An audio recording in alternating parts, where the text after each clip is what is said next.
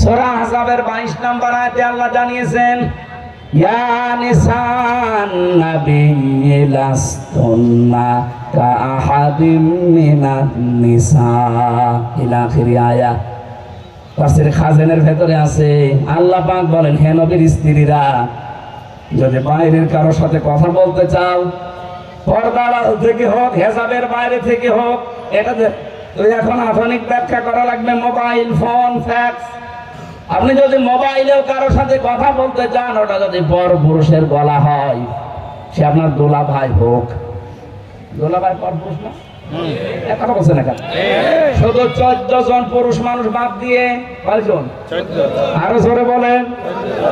হ্যাঁ, আপনার বাবা যদি হয়, আপনার আপন ভাই হয়, আপনার বোনের ছেলে হয়, বোনের মেয়ে হয়, আপনার মেয়ের যে স্বামী আছে ওইটা যদি হয়, কি হয় এটা সম্পর্কে?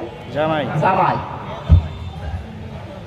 এইরকম আপনার আপন খাল মামা হয়, আপন চাচা হয়, এরকম 14 জন পুরুষ মানুষ বাদ দিয়ে যদি কাবা শরীফের ইমাম সাহেব যদি কল দেয় আপনাকে, মোবাইল ধরবেন, কথাও বলবেন।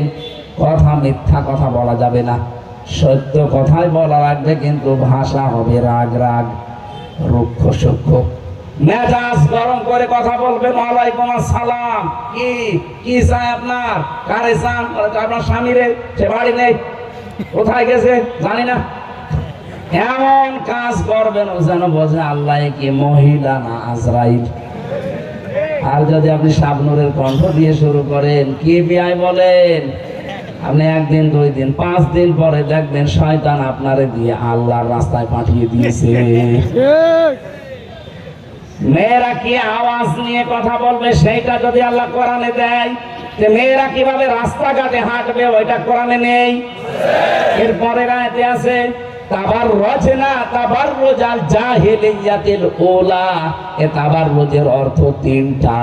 1 নম্বরে মেয়েরা যখন রাস্তাঘাটে আসে তখন তাদের সাজগোজ বেড়ে যায়, এটা জাহিলি যুগের মেয়েদের কারবার।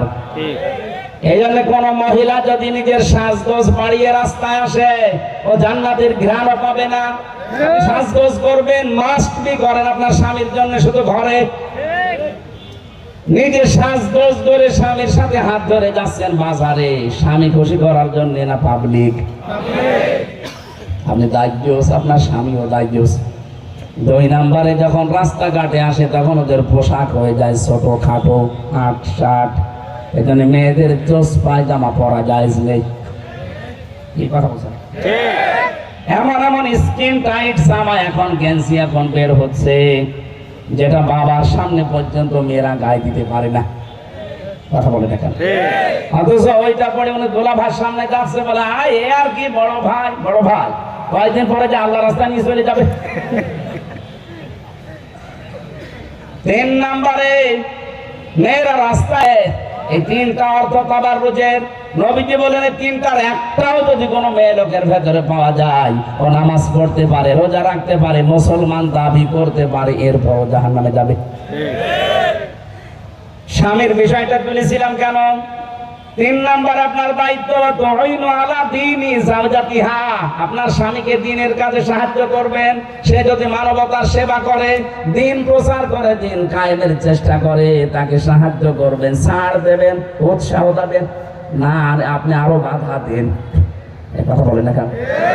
4 নম্বরে স্বামী যেটা পছন্দ করে, আপনি যদি সত্যি জান্নাতে যেতে চান, স্বামীর এই হুকুমের গুরুত্ব দেবেন। আর স্বামীর জায়েজ কাজ যেটা পছন্দ করে, আপনাকে ওইটা পছন্দ করা লাগবে। স্বামী পছন্দ করছে, ভালোবাসে, ও মনে মনে চায় যে আমার মা বাবা আমার সাথে থাকলে আমার ভালো লাগে, কিন্তু অধিকাংশ বউ এটা চায় না, বলে না ও পুরোপুরি দরকার নেই, বৃদ্ধাশ্রমে রেখে আসো।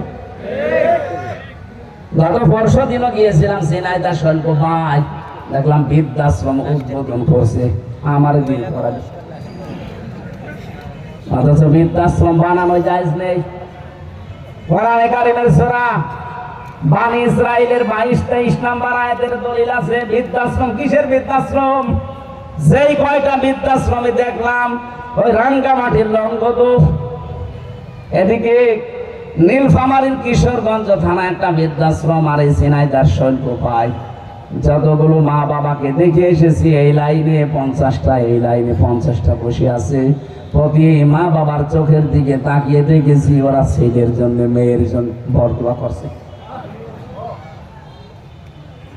জীবনে আমরা শান্তি পাবো না, আমাদের শান্তিটা আপনারা নষ্ট করছেন, আপনাদের নিজেদের কপালে আগুন লাগাচ্ছেন। আপনি বউ, আপনি তো ডাইনি। এরকম ডাইনি কার কার ঘরে আছেন নির্দ্বিধায় হাত তুলে দেখান, দেখান। তাও একজন আছে, আলহামদুলিল্লাহ। হযরতে আসিয়ার কথা বলছিলাম, এই এদিকে তাকান। এমন কঠিন পরিস্থিতিতে স্বামী আল্লাহ রাব্বুল আলামিন নিজে জান্নাত জিবরাইলকে দিয়ে বললেন, নিয়ে যাও আমার বান্দির সামনে। ইদি ক্বালাত রাব্বি বিনিলি ইনদাকা বাইতান ফিল জান্নাতি ওয়া নাজ্জিনি মিন ফিরআউনা ওয়া আমালিহি ওয়া নাজ্জিনি মিনাল কওমিজ যালিমিন। এখানে দুইটাই নাজ্জিনি, একালে করে টান আছে। জান্নাত উনি দেখার পরে বললেন, রব্বুল আলামিন তুমি জান্নাত পাঠিয়েছো, আমি খুশি হয়েছি, কিন্তু জান্নাতের ভেতরে এমন একটা ঘর আমার জন্য বানাও যেখানে বসে সব সময় তোমাকে দেখা যায়। তোমাকে আর একটা কথা আমি আহ্বান জানাই, আরজি করি আল্লাহ তোমার কাছে, আমার স্বামী সে নিজে এবং তার দলবল দিয়ে আমার উপর অত্যাচার করায়, এটা দেখে যেন তুমি রেগে যেও না। তুমি আমাকে, আমার স্বামী এবং তার যে অত্যাচারিত বাহিনী আছে, অত্যাচার যাদেরকে দিয়ে করে, এই জালেমদের হাত থেকে তুমি আমাকে বাঁচাও, কিন্তু আমার স্বামীর উপরে তুমি গজব দিও না। কত বড় কঠিন পরিস্থিতিতেও স্বামীর জন্য বরদোয়া দেয় না। আর এখনকার কিছু হলেই উল্টা পাল্টা এই কথা বলছে না কেন? একটা শাড়ি কম হলে আপনি গালি দেন, একটা সাবান কম হলে আপনার মন পাওয়া যায় না। আপনি কিসের বউ? আমার মনে হয় আপনি অন্যের বউ।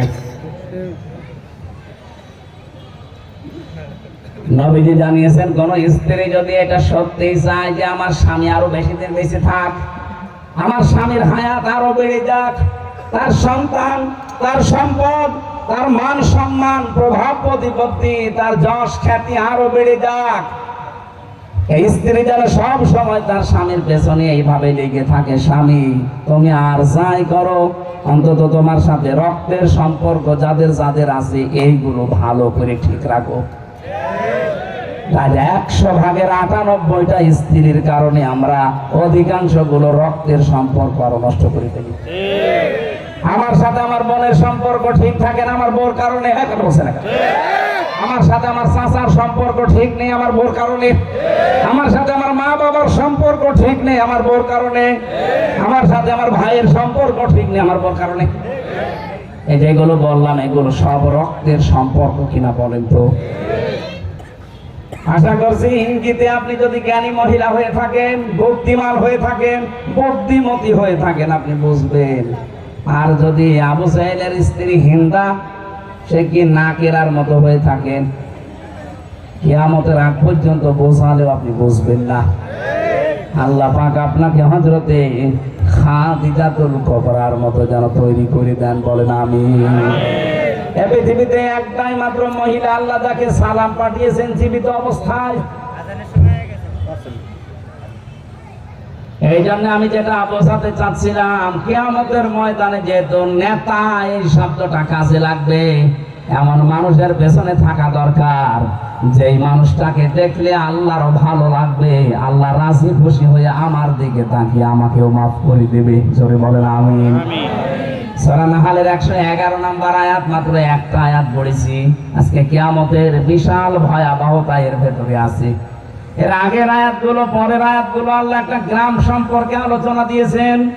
অবরাবাল্লাহু মাসালান ক্বরিয়াতান কানাত আমিনাতাম মুতমাইন্না।